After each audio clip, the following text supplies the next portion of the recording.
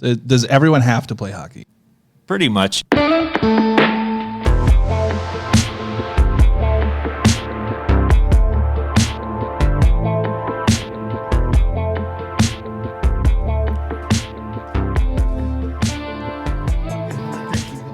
It's day 3 of WPPI, and we are now represented in, we've got Canada, we've got Mexico, and we've got America. Buenos dias.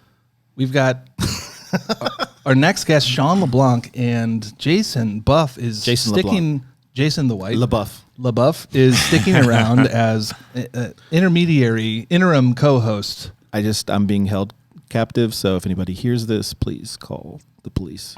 Let them know. And I love my wife. Sean, this is our first time meeting. Thank you for this is our first taking the time. Yeah. Appreciate it. Yeah, you great refer to to meet yourself as wedding photographer, portrait photographer. What's your title? I'd say portrait photographer more so nowadays. I started out in weddings, but primarily shooting in the studio as a portrait photographer. Did you just get tired of the grind of weddings, or no, do you like? well, you're one I'm of not- the rare people that actually like really enjoys weddings. Well, I enjoy them, but I enjoy the right weddings, I should say. Right. I'm not a spring chicken anymore, so running around mountaintops and all of that with a bunch of camera gear, it wears on the body. And now I've got a young family at home, so it's great to spend some time at home where my studio is, and primarily work with families and shooting in the studio. And where is home? What city in Canada are you in? Calgary, Alberta. So, about 2 hours. Go Fighting flight from Bears. here. Yeah. I don't know anything about Canada. Sorry. Are they? You is never the been? Calgary. I'll be quiet. Is it the Calgary Fighting Bears? Fighting Bears. I'm pretty sure. Is that a team? I'm pretty sure about that. Yeah, we're the Calgary Flames. Of course. Hockey? Okay. Yeah, hockey. Hockey. Yeah, Okay. big hockey town. Did you play hockey growing up? I did. Yeah. Does Yeah. everyone have to play hockey? Pretty much if you're Canadian. No, it's our sport. I love to play. Grew up playing it, and almost went semi-pro, but Oh wow. then ended up going to university where I studied engineering and worked as an engineer for 14 years, and then ended up resigning about 5 years ago to do photography full time, and been doing it ever since. When you say engineering, like what does that mean? Because that's a pretty broad thing. Like was there like a specialty of engineering? Yeah, so I worked in renewables, so building wind farms and solar projects. Oh, cool. And photography kind of started as a hobby. And I got my first camera on a mountain biking trip to Moab, Utah about 12 years ago. And it was really on that trip where I, fell in love with photography, did very little mountain biking and really just a lot of playing around with my camera. And when I got back to Calgary, I started photographing families, which eventually led to weddings, and I started to enter some competitions. Started to do quite well at those competitions, which led to destination wedding work. And I was doing that all the while I was an engineer. And eventually I had the opportunity to photograph a destination wedding in Japan, and worlds started to collide. So I almost missed the opportunity because of everything I was doing as an engineer. And so at that point, I decided to take a leap of faith and resign, and so then I built a studio. So we live on 2 acres out in Calgary, and so I built a custom studio, and that's primarily where I work out of now. What was that decision process like? Like, how long did it take you from like the time you're like, I should do this full time? Was it pretty immediate, or think about Not it at for a while? all. Yeah. No, it was. An I'm a engineering pretty. mind. Yeah, you can probably calculated. tell I'm a calculated guy. So, I was. I'd say about a year and a half, 2 years, and wanted to make sure I had enough work booked at the time. So I was booking a year out with weddings, and eventually I got to the point where I was like, all right, I'm ready to do this. And honestly, like the universe was showing me signs that photography is what I was meant to do. Right. I wasn't a very good engineer, I would, I just started to see all these signs, and literally like photography was something I would think of when I woke up in the morning all day. And then, when I went to bed at night as well. So it's a really strong passion for me. Right. So I would imagine when you first started, it wasn't like, your images weren't quite getting there? What was the thing that got you to like kind of starting to feel like your images were like kind of what you were seeing or what you wanted to create? Oh, that's a good question. Yeah, I think Good just questions. the Good cop, bad cop. Good question, bad cop. well, I got involved in competitions. So with Fearless in Canada, we have PWPC. All of those What's PWPC? Professional Wedding Photographers of Canada. Oh, So okay. it's kind of, I think it's IPSA, which is down in the States. Anyways, I started to enter those competitions and started to place quite well. I ended up winning a couple of them. And so that was kind of the first sign, that what I was doing could lead to something bigger. And yeah, so I was getting some great feedback and also started to make some pretty good money, on the side as a hobby. And so it was, again, those things that kind of led to eventually leaving. What's the thing in the aesthetic of what you were creating in those images that won awards? Like what were they looking for that you were creating in those pictures? Yeah, so if you look at, I love to shoot environmental portraiture, so, bringing in environmental elements. I live very close to the mountains, so I shoot out there all the time. And, creating, a work of art, like a beautiful piece of artwork that just happens to have a bride and groom sort of in that, landscape. And so, bold, dramatic, using off-camera flash and dramatic lighting to kind of draw viewers' eyes to where I want them to go within the portrait or the photo. And I've just always been drawn to, bold and dramatic photographies, deep blacks, bright whites, colorful, impactful photography. Did you start as a natural light wedding photographer? Yeah, a little bit, yeah. But I used to. I really got in. I really spent a lot of time learning flash and off-camera flash, and so we have 2 boys at home, and so as they were growing up, I used to just take my flash with me everywhere, even on vacation, and my little guy would be running around, and I just kind of place a flash here, and just kind of learn how to balance the flash output with ambient light and use different modifiers and so forth to kind of hone the light and focus it. Yeah. And then it started to bring that over into the wedding photography I was doing, and it just kind of took off from there. Yeah, I used to do the same thing. Like when my wife would be out on the terrace, Right. I would come in and I had bought two Paul C. Buff Alien Bees. Okay. And I was still back when I was trying to learn lighting, and I would just she'd be sitting out there, talking on the phone to her friends, and then very slowly to the left, my flash would kind of move in, and then another one would come in. She'd be like, "Are you lighting me?" Yeah. And I'm like, no. Just keep doing your thing. She's like, "I hate it when I hate it." But it's like I practice on my wife all the time. Yeah. Yeah. And now my kids don't like to model for me anymore. Yeah, they're getting older. How old are your kids now? They're 10 and 7. Yeah. Yeah. Yeah, I'd say 9 and 10, right around there, is when my daughter was like, "Don't ever point a camera at me again." Yeah. It was soul crushing. Yeah. It kind of broke my heart. Yeah.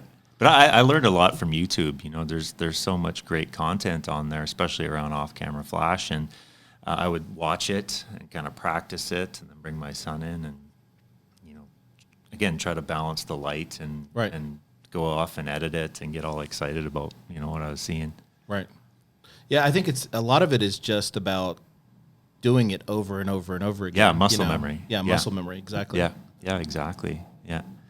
So yeah, that's pretty much the story. And so now I've kind of gone from weddings into shooting studio portraiture.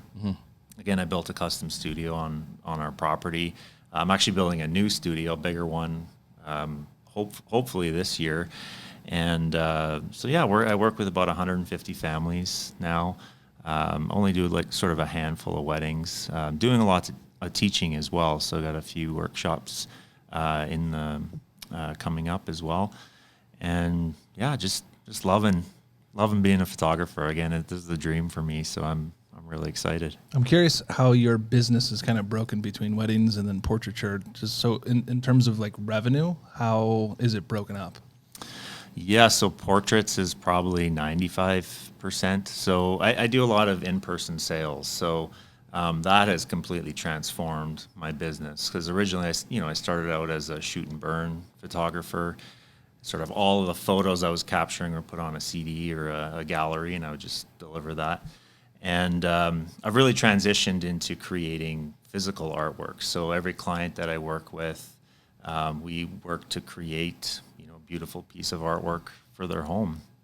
And that starts from the initial conversation right through the session, right through I call it a premiere. That's where they see all the best work come together, and then we work towards creating this artwork for their home.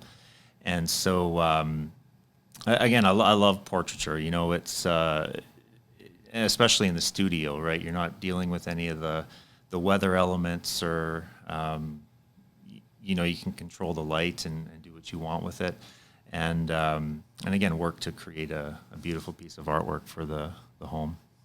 If I'm a shoot and burn photographer now, but I want to start doing in-person sales, what are the steps I need to take to get there? How can we make a lot of money? Yeah. How do I That's go what we're from really this asking. amount of let's money be to honest. this amount of money? Yeah. What do I do?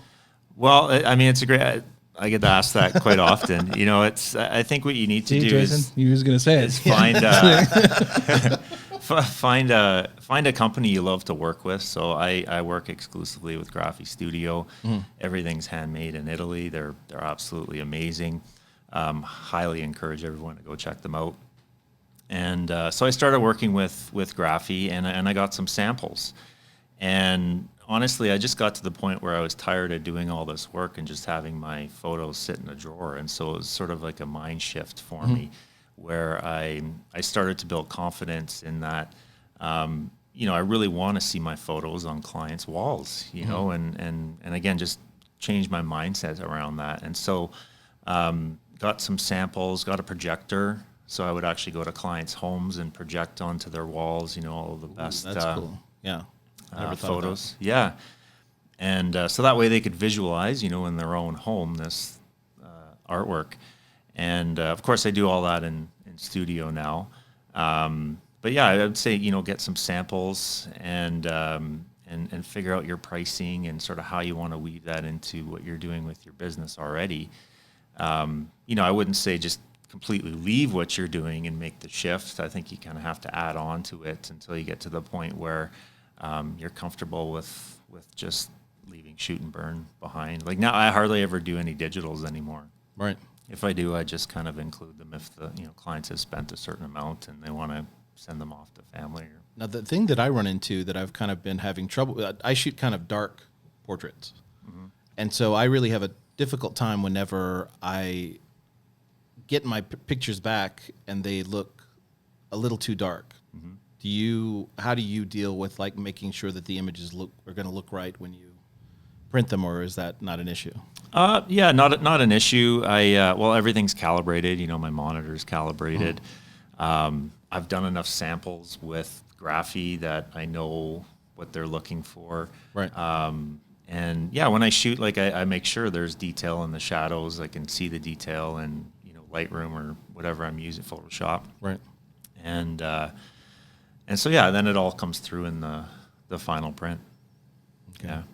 Can you take me through your computer setup? So monitor, how are you calibrating, and what's the gear you're using for your So computer? I use i1 Profiler, I think it's called. It's like a little spider that sits on the front of your monitor. So I'm an Apple guy. I use the latest and greatest MacBook Pro.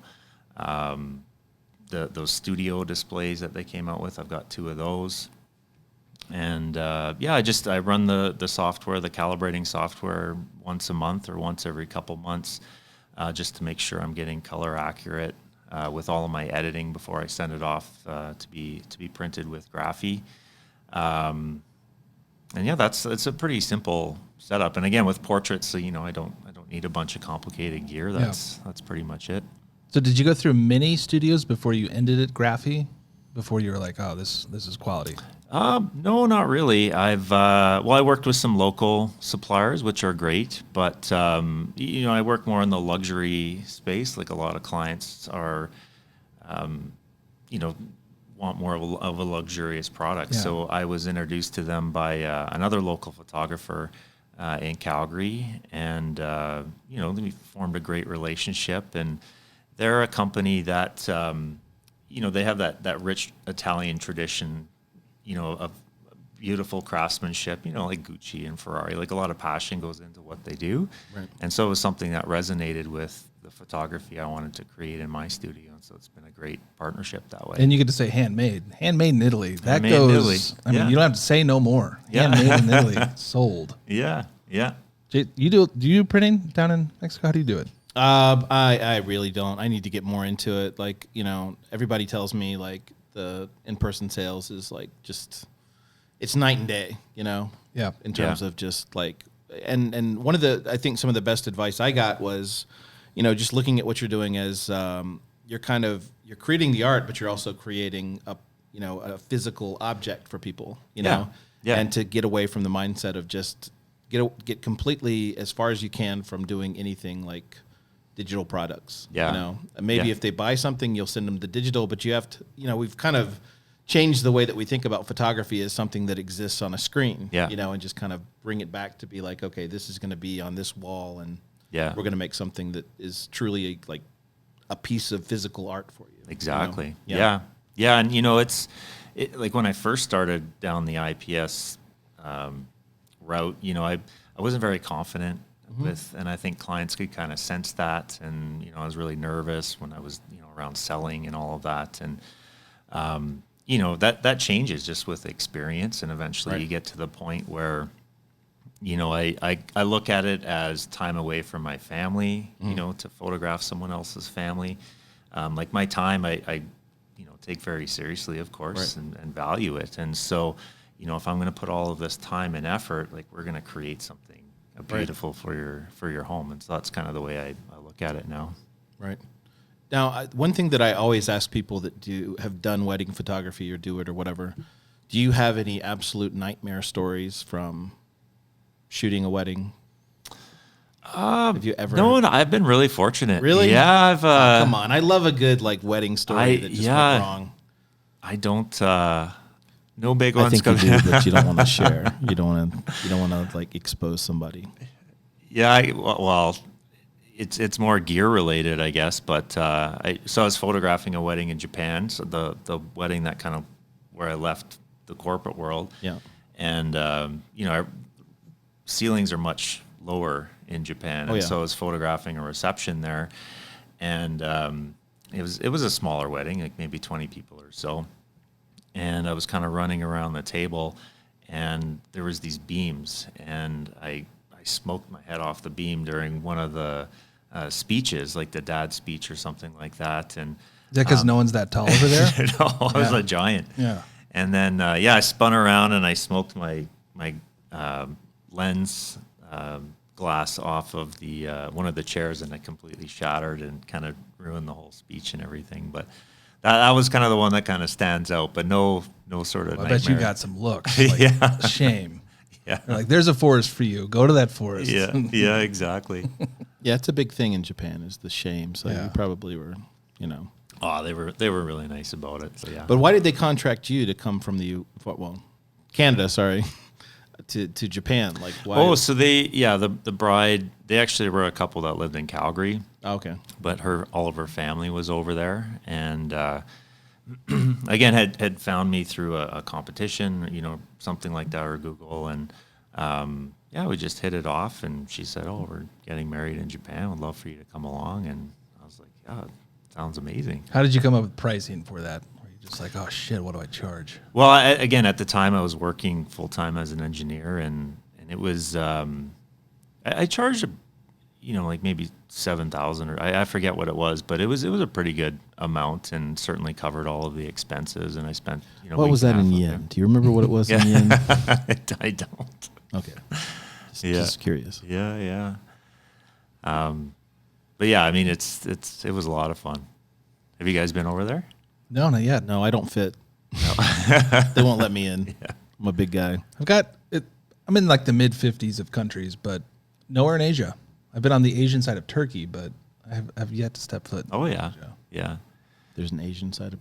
I don't know anything. About Yeah, there's a European side of Turkey, and then you Right. cross. I don't even know the pass. The Tigris? I don't know. Yeah. Then it's the that Asian would be side. the Nile. Yeah, I don't. Maybe. Yeah, Maybe. if you have any questions about geography, just come right here. Or sports teams.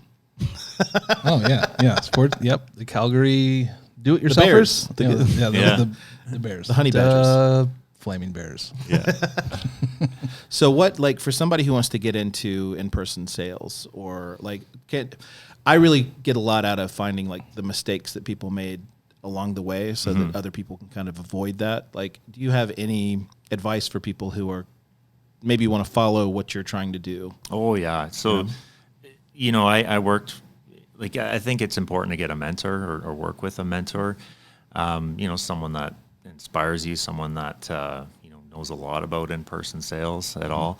And, because of course they've kind of been through all the mistakes, right? And you can certainly get up the learning curve a lot quicker that way. Right. But what is, like you say, the mistakes? What would be the mistakes in in-person sales? Oh, that you can think of? yeah. I mean, pricing. So not charging enough. Like when I first started out, I was so excited to sell something, but realized that all the time and effort I put into it hardly made any money at all. Selling that. So also, just the whole experience that you provide your clients, right? So it starts like I do everything over the phone. I hardly do anything on email or text. So it's Right. a very personal experience. And so, planting the seed of we're going to create artwork and all of that. So, a lot of mistakes I made on the first phone call where I was just nervous and wasn't confident about what I was doing. And Right. so, yeah, I mean, again, you just learn from those and kind of dust them off and get back and try again. Is there like a rule of thumb? Like, if you are, let's say, for example, like the thing that always kind of causes me difficulty is like there's so many different options as far as like sizes and things like that. Yeah. So many different prices. Yeah. Is there a rule of thumb? I mean, I know some people do like 5 times sales for everything. So everything that they do Yeah. is just 5 times whatever their cost is. That's what they charge for it. Yeah, I mean, you can do it that way. At the end of the day, it is art. So, I mean, Right. people have paid many millions for one piece of art, right? So it's really what you can. Let's go through that. How's that? Yeah. Yeah, I mean, you could do the 5 times multiple. I like to keep it as simple as possible. So, Right. I have one price regardless of finish. So it really depends on size. So, of course, the larger, the pricing goes up. Right. And so forth. So it's because I think, when a confused client doesn't buy, right? So, you want to keep it simple and keep their attention there when Right. you're showcasing. Is there any trick that you have towards keeping a level of consistency? But like, I assume you're doing some retouching, but you can't do too much because you have to have everything look kind of consistent if you're going to have like 3 or 4 things beside each other. Is there anything that you do to kind of have a consistency with your work? Well, again, practice. So, Right. I've spent a lot of time in Lightroom and Photoshop kind of honing the editing side of it. Right. And again, practice on the photography side. So, I understand lighting and sort of how to make sure I'm getting a proper exposure. So that way, when I bring it into Lightroom, it's a quick sort of edit that can be applied so that you do get that consistency. Because, yeah, it is important to have everything look that Do you way. ever use like grade cards or things No. to calibrate or light? No, I probably videos should, or but anything? no, I've yeah. I mean, I use a manual Kelvin setting for white balance and stuff like that, but not. What is that? I mean, I know white balance, but like, what is a manual Kelvin setting? Well, just on your camera settings, you can. Okay, yeah. To how you capture. So no the white, light meter, no light meter. no light meter. So you're No. guessing the Kelvin. Ooh, you got it dialed in. Yeah. I like it. It's nice. That's What do you risky. think? What Kelvin is that light over there? What do you think? What are we at? 5,000. I don't Yeah, know. it's probably right. Wow, that is exactly right. What do we have for him? Oh, I'm too slow. I got a whole soundboard. Yeah, I'm still learning it. Come on, I'm man. abusing it. I can see I got to change it. Like, So- just give us one. All right, here we go. That That was too low. too low. I need a whole board of every different sound. we just need like of an cameras. applause, you know. Yeah. There you I've go. got an Show him applause what he's somewhere. wanting. I got an applause somewhere. That's a good game. Guess the Calvin. Guess. Oh, The should we- Kelvin. Did I say? Guess the Guess Calvin. Calvin. Calvin and knobs. There you go. So Oh, let's that's a talk, good one, yeah. let's talk Kelvin about and knobs. gear. What's in your bag?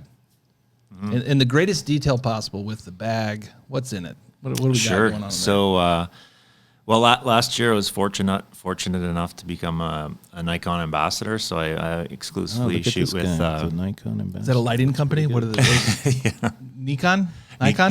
Nikon. Yeah. Nikon. Yeah. So I've shot Nikon my whole career, and so Never once swayed. Never once went Never to the dark swayed. side of Canon. No. Oh no. Oh no. So No, I'm forget Nikon. about it. So, what negative things do you have to say about? Nothing. Is Nikon listening in? Okay. The one No, thing I about did- Nikon users, they pretty much never leave. They're hardcore. Yeah. Hardcore. Well, my Opa or my grandpa used to shoot Nikon.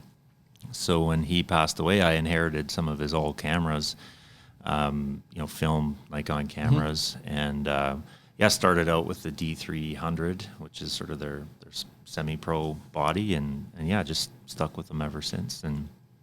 And so I have a kind of a neat story. So I love to visualize, visualize, even in the sales room, like visualize the client saying, yes, I want that.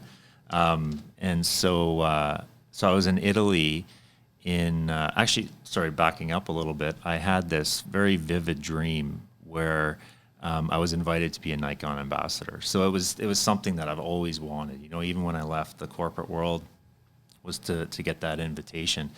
And so I had this dream around Christmas time, but I woke up and realized it was just a dream, it wasn't real. Right. And then I was in Venice, Italy, visiting Graphi Studio, I think it was around March. And, ever since I had that dream, I started visualizing it, like getting a call, getting the invitation almost on a daily basis, pretty much. And I think that kind of drove, what I did on social media and, whatever else the universe was sort of sending out. And I stopped at this very famous canal in Venice, and I picked up my iPhone to take a photo, and I had a meeting invite from one of the leads at Nikon asking for a call. I was like, that's weird. I've never had an invitation or spoken to her before.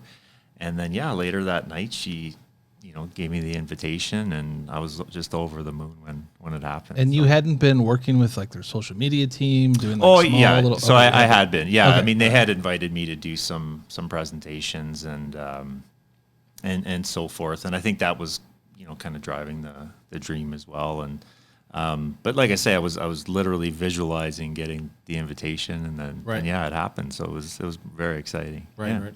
So what are your responsibilities as the ambassador to Canada to the United States of Nikon? What do you? Yeah, so I'm with Canada, so Nikon Yeah. Canada. But yeah, it's speaking opportunities, so that they're speaking at conferences, leading photo walks. Should we call and- you sir, or does that just? No, Okay, just I didn't know. come on, no. Sire, I think. Sorry. I forgot to bow when you came in. So. Yeah, But I'm Canon, so we're yeah, we're opposing forces here, but it's okay. yeah. So- But there, there's duties that come with it. They have to. One thing I've noticed specifically about the Canadian Nikon ambassadors versus the American Nikon ambassadors is you guys are much more polite than Oh. the American Nikon ambassadors. So Oh, what here do we you go. think the U.S.-based Nikon ambassadors could learn from the Canadian ones, just in politeness? Oh, I don't know. Yeah. Everyone I've met has been really friendly. So Come on, man, spill the beans. No. But I guess this is you just proved your point that Canadians are just they're the most polite. Yeah, see, No. if the U.S. Nikon guy here was, he would just throw you guys under the bus. Yeah, he would. Yeah. You'd be roasted right now. There'd be syrup jokes. oh no. There would be. No, not a serious jokes. No. Yeah. So to get back to your question, I've got a Z9, the Z7 II. These are the new mirrorless ones, yeah? The mirrorless, yeah. And then 24 to 70, 70 to 200. I've also got their 200 f2, which is the big telephoto lens. Yeah. That's a beautiful lens. The 85 prime, 35 prime. I used to have, quite a few lenses, but I've kind of dialed it back to 6 or 7 now. So what was it like for you going to mirrorless? What did you love and hate about it? Yeah, I didn't really hate anything about it. I really liked how, I could see sort of the final shot in the viewfinder. I didn't find it a big shift at all, to be honest with you. I liked that the body was a little bit smaller as well with it. And the focusing, on the Z9 specifically is incredible. So I found it much easier to shoot, especially on a wedding. I'd have a bride and groom walking towards me down the aisle, and I could just put it on autofocus and have it track their eyes and get tack sharp shots pretty much all the time. So it made wedding photography much easier. So to autofocus, but manual Kelvin. No, that's only in the studio. Oh, so when okay. I'm shooting outside, I just leave it on auto. Interesting. So the EVF didn't throw you off of like not actually seeing what's there? It's electronic.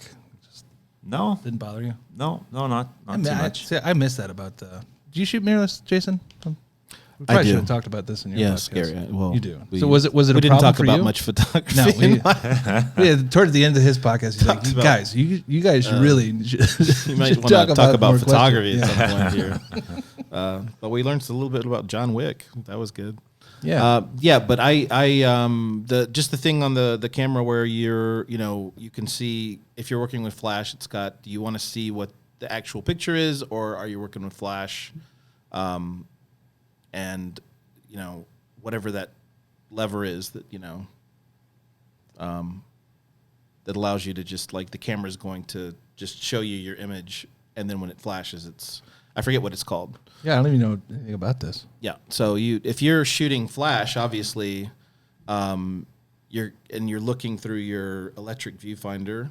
You're not going to see anything if you're working with flash because the flash isn't It's just going off. composition. Yeah. Well, I mean, you might see a little bit of the modeling lamp, but like if you're shooting at f8 or something like that, it's going to be totally black. So you can't look at the person or whatever. Yeah. So you have to change the mode so it's not like showing you what the image looks. Oh, yeah. Whereas if you're shooting with it. constant light, you're just seeing exactly what your image is going to be. If that makes any sense. For a split second there, I thought your camera somehow was knowing where exactly the light was going to go. But then I realized that's ridiculous, Gary, and you shouldn't say that out loud. But I just did. Well, you live and you learn. There you go. Grown to expect those kinds of comments. Do you do personal projects? Not so. I mean, I'd love to. I've just been so busy though. With the studio and everything that's going on there, and then 2 young boys. I'd love to do one though. Yeah. What do you do to unwind? To get away from good transition. Not much. Yeah, it's pretty much full on. But no breaks. Not really. No. I love it. It's something that doesn't feel like work to me, and there are days where, don't get me wrong, like there are days where you do kind of want to take a break, but I still play hockey twice a week.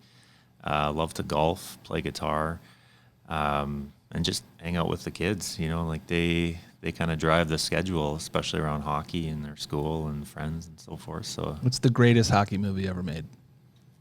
Greatest hockey movie, Slapshot. Correct. There you go. Correct. I think it's also maybe outside of the supposed to be there with the sound effects again, man. Yeah, didn't He's do 2 for 2. Good answer. There we go. There we go. That was Jason. We recorded Jason in the bathroom earlier. He did a lot of these. Yeah, you don't hear the other ones. Yeah, the other ones are unusable. They're unusable.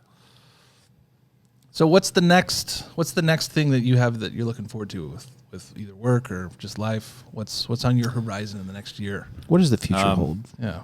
What's it like out there? Certainly like this year I want to focus on getting the new studio built up. And so that's Are you able to use your engineering background? Like, are you building it yourself? No, by hand.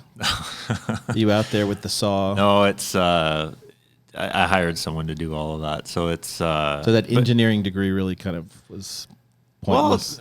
Well, no, I built some pretty elaborate spreadsheets for my photography business. So that's one area, I guess, where it's pivot tables. Pivot tables, yeah, kind of, I guess. But no, I like to kind of track, what my best clients look like, and sort of what their makeup is and all of that. And so yeah, I kind of capture all that in a spreadsheet. And because I find like, if I'm able to know the numbers, I know what I can improve on when I see that all in a spreadsheet or just a way to kind of rhyme it off my head. You can measure it, you can improve it. There you go. Right? That's right. How do you manage your seamless? What does your seamless closet look like? Seamless. Do you mean paper? backdrop? Yeah. Oh, okay. Do you have much paper, or is it mostly canvas? It's a mix. Yeah. So I just. How do you store these? What does that look like? I picture in your studio. Yeah. Is it a pile and is it a mess? It's all ripped up. I pretty much just use. Yeah, gray. he seems like a guy who's got just a pile of mess in his house. No, I'm curious. I pretty much just use gray. Because with gray you can make it dark. You can make it lighter. You happy now? I want to know where it's at in your studio. I'm trying to where? Paint me a mental picture of your studio. Like, take us through the front door. Where's everything at? How does it work? You have anything like really optimized that you're like, shit, this is the best way to do this in a studio? Yeah, that's a great. In the new studio, it will be. I mean, I'll have lots of space. So right now, it's I don't have a whole lot of space, and so I've kind of got. How many square meters? Do you have luxury water? Or do you guys use heat? I do. You guys use heat? See, Fiji. I knew Fiji that water. Yep, that's a big thing.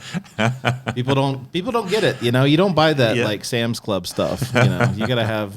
Well, I was like, Dasani, but yeah. But I thought that was real high class, and then I realized maybe I got these nice room scent sprays, and so like? before they come in. Like when you walk into a Las Vegas hotel, like they've got that nice smell. I don't know what hotel you've been staying at. I know my wife says I have a sensitive nose, so I appreciate that. Yeah, I do too. We've been in a few Ubers here, and it's like, whoa, gotta roll the window down. You're gonna faint. Yeah, there's just a limit to how much Drakkar Noir you can absorb. 100%. 100%. Yeah, I'm the same way though. Very sensitive to smells. Yeah, so I go to that extent where, making it smell really nice when you walk in, just sort of to excite the senses, I guess, when clients walk in. You have like music playing? Stuff like that? Yeah. What's your go-to like music that you play? I like Thievery Corporation. Oh yeah. Saint Germain is fantastic. I think he's Canadian actually. So yeah, just sort of beats, more modern, like ambient kind of stuff. Ambient beats, right? Yeah. Do you make your own playlist, or do you kind of do the Pandora approach? No, I've made a few playlists, but yeah, I've just kind of put a bunch of artists together and then go on random. Yeah, no hardcore rap or anything like that. Yeah, no Drake. You guys, Drake is yours. That's right. Yeah. Drake hardcore. I mean, he's just one of the biggest rappers. I don't know Drake. Yeah. I mean, I know of Drake, but whatever. Yeah, I don't know new music, man. What's 80s the music and 90s, man? 80s and 90s? Well, no, 60s. Yeah. 50s. I'm really into the 1812. I like a good dulcimer. Okay.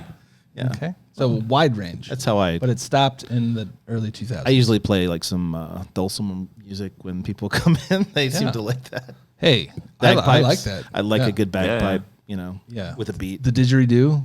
Oh, the didgeridoo. Yeah, that will. When I lived in Australia, right at the very end is when I kind of could make a noise, and then I was like, now you got to leave. Oh, is it hard to like actually make the noise? Yeah, you got to like. You just kind of like breathe into it. So like, a way that they're made is basically they're found because these like bugs eat out, and so they just pick up an instrument like, well, this is it, and they like kind of modify it a little bit.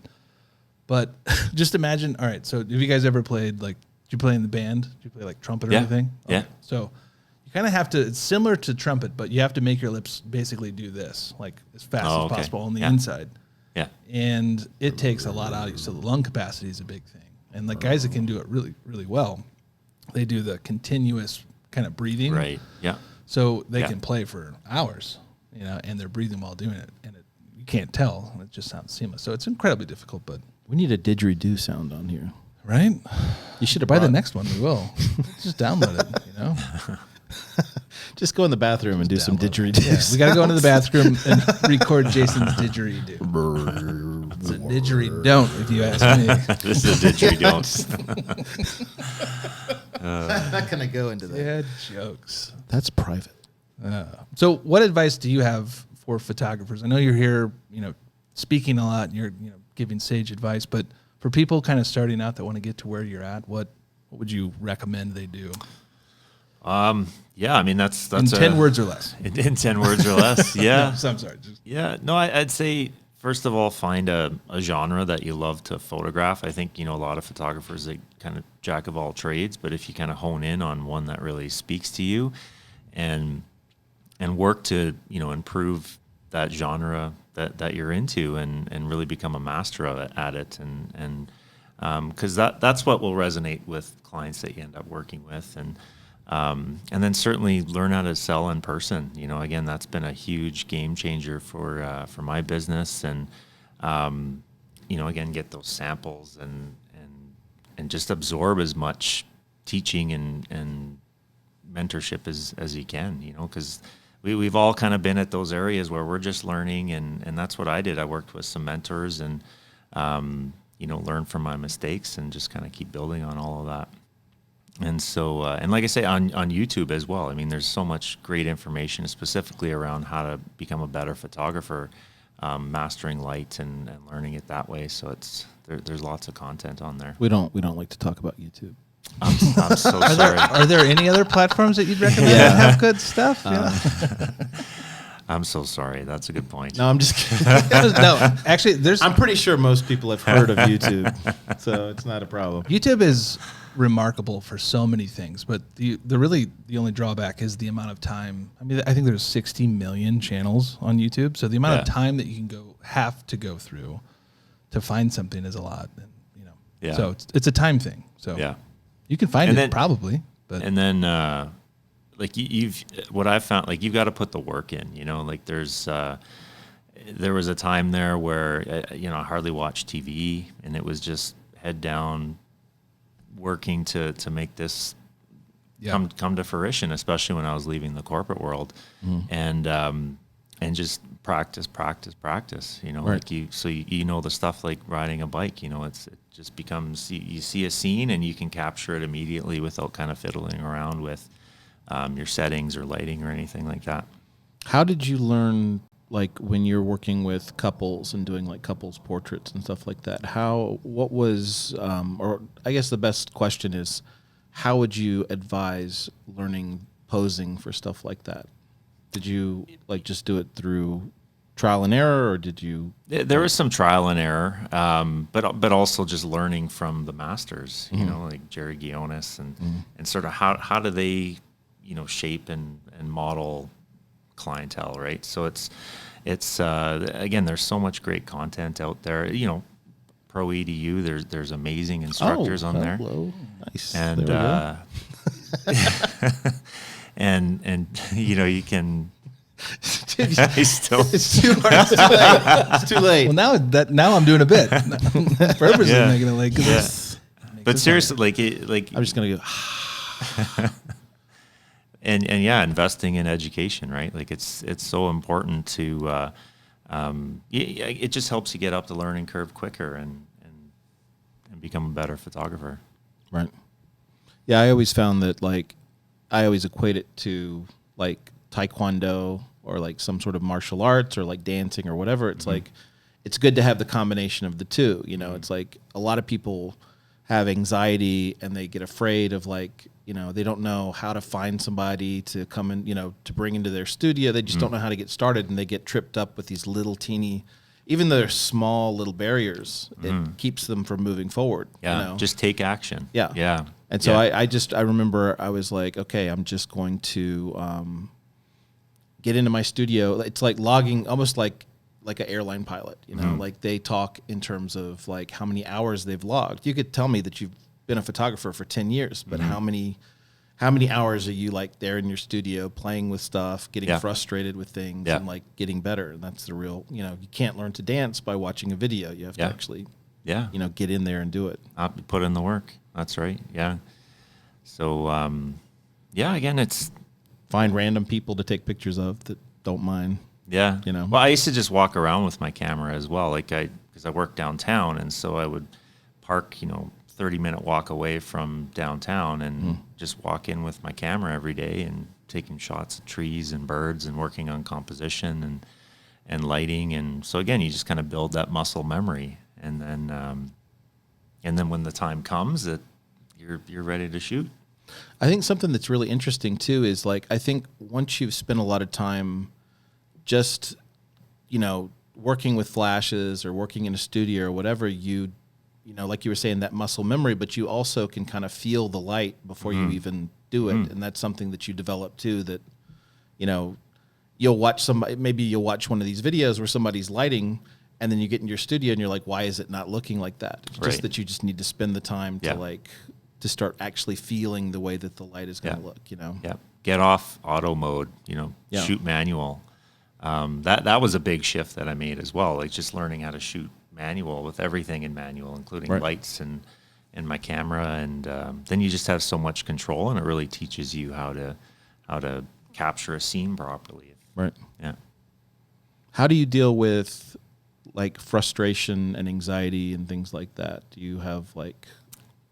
Good question. I find that I need to take a break sometimes, like I've had, I guess more recently, like, when, again, I do in-person sales, and if the client doesn't buy anything, I mean, that can certainly be frustrating because I put so much work into it. And so I just take a break, and kind of turn things off and dive into a good TV show or something like that, and go hang out with the kiddos, and kind of come back with a fresh start and dust everything off and go again. Right.